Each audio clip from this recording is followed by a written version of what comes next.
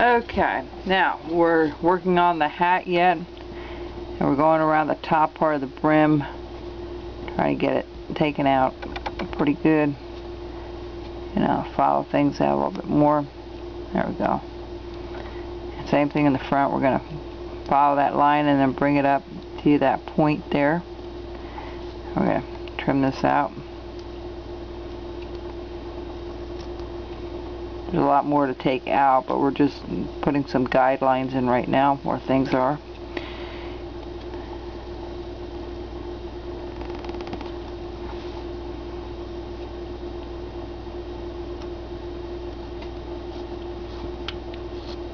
This side of the wood seems a little softer for some reason, but alright. So what we're going to do is we're going to trim this down. We're going to take this off again, and we're going to try to follow that circle that I did on the top. Alright. This may have to come down just a tad. Actually, there's a little bit of a bow at the top, so that's what we're going to do here.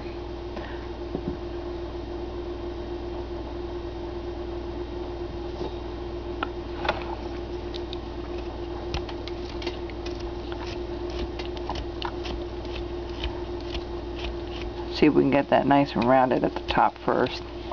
Then we'll work on making it thinner.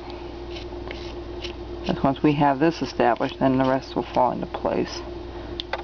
A lot of it's looking at it, stopping, and looking how it looks after you start cutting it. Okay. So much easier when you can cut with the grain.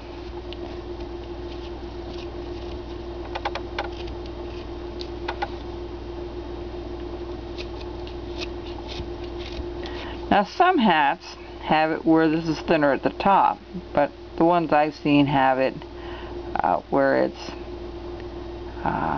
flared at the top and then brought in a little bit. So that's how we're going to do it today. My other one has it this way where it's tapered off. Either way it's fine. I'm just going to try something a little bit different. Now here's going to be a little bit of a trick here to try to get that all out. We're going to bring this down a little further.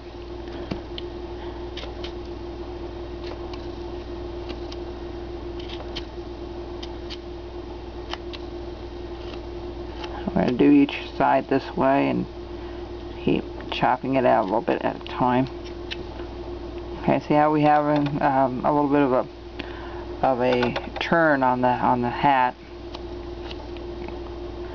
This is exactly what I want. Exactly the effect that I want.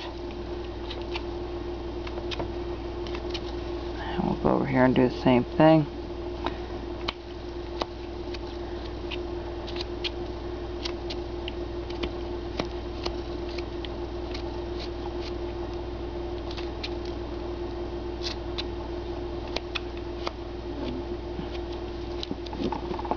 Okay. Alright. Always more cutting than you think. You know, a lot of carvers when they first start, they're afraid of cutting off too much off of their piece, which I can certainly understand. You know, but at the same time they have a chance of a lot of people will look blocky the first time they're carving.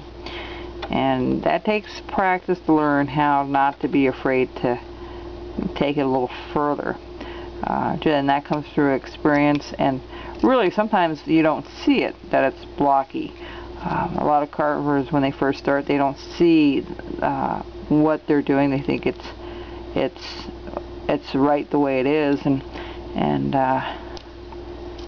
it's hard for me to explain that, but if you do a carving and carve for a while and you go back to your first carving, you go, man, that's really blocky, or that looks really different, then, you know, why did I not see it? And sometimes you don't see it right away. You know, you don't, and that comes with experience. You know, it's the same thing as with painting or playing a piano. You only get as good at it with practice and keeping at it. And that's very true with this as well. So this is really no different. The more you carve, the more you'll see improvement. I certainly do all the time. I see a little, and the improvements as you're going on, if you do it for a number of years, you don't see a lot of improvement right away. You do the first several years, and then it's a slow improvement, because when you're experienced, you have your style of carving, and but keep at it. You'll notice it. You'll see it for sure. Okay, so that's how we're gonna have the hat. All right, we'll work on that a little bit later. Let's start with the face and the head and all that. And now this guy's, of course, is going to have an ear sticking out, and he's going to have a beard. Now here's where the brim of the nose is going to be. So we're going to just bring this back a little bit. Okay, we're just trimming this back a little bit. Alright, and I think we're going to take it back a little further up at the top, because we really do round that off, and there's a lot more that will come off, and you can trim that off as we go along. So I have the nose in here already, alright, and it comes up and around, and then it there's a bit of an eyebrow here, and this eyebrow goes right across, and this will be like the bridge right here of the nose. So what we'll do is the same thing with all my other ones here that I've been doing. We're going to bring this down and around. Let me bring this up a little higher. There we go. Not the sharpest pencil in the box. Okay, so what we're going to do is we're going to just bring this down at an angle and bring this in, and then chop the bridge out here. Alright, just like so. And then we're going to follow this again. Let's take this, follow that down to there. Alright, we're going to do the same thing here. We're going to follow this up to the frame, and we're going to just cut that out. Alright.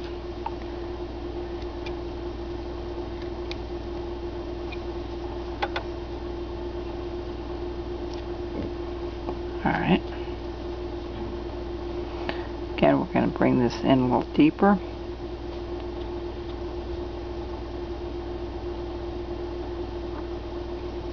Going to be up a little higher here. It's very hard to match one side to the other. It doesn't always come out exact, and that's okay. Make it as close as you can. Hand pieces are never 100% perfect, okay, when you do these. I mean, you're going to find variations from one side to the other, and that's perfectly okay. There's nothing wrong with that. And so what I'm going to do is I'm going to do the bottom. I'm going to come down a little further with the nose. It's a little high, so I'm going to come down just a little tad, and I'm going to put the bottom part of the nose in.